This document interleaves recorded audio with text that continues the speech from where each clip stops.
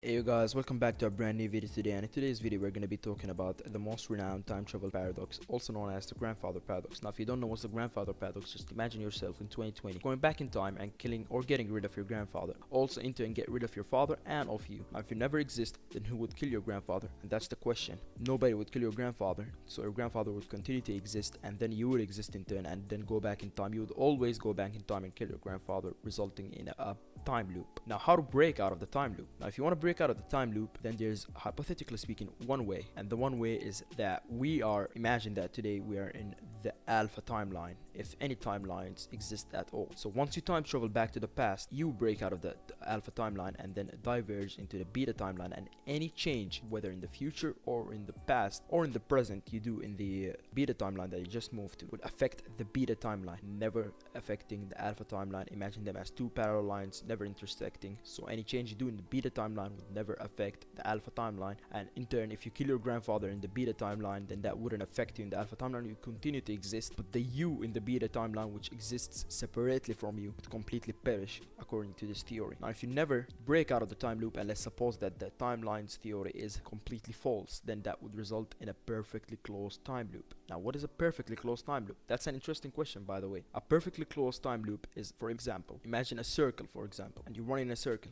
You're running the circle, you never reach the finish point. So if you've never reached the finish point, you keep running forever, and that's how a perfectly closed time loop works. You go back in time, you kill your grandfather, you don't exist, so you don't exist to go kill your grandfather back in the past. So your grandfather exists and he gives birth to your father and to you, so he exists again, and then you go kill him, and then you don't exist, so he exists, and that's how it works. It's a perfectly closed time loop, and it's really fun to think about it. So it's a perfectly closed time loop. Now whether a perfectly closed time loop is possible in our physical universe or not, that's an unanswered question that I could not answer, and many renowned scientists could not as well. Now time travel is definitely a very fun topic to talk about and to fascinate about also as well, or talk about to your friends. Let me know, by the way, in the comments if you guys like time travel. I would also drop some Netflix series. You guys could watch Dark. It's a German Netflix series talking about time travel if you're interested in time travel. And you could also watch the movie Interstellar. It talks about time dilation, which we might cover in a future video, since it's a really interesting concept as well. Now whether time travel is possible or not, that question I could not answer as well. It's not proven impossible, so we can't say it's impossible.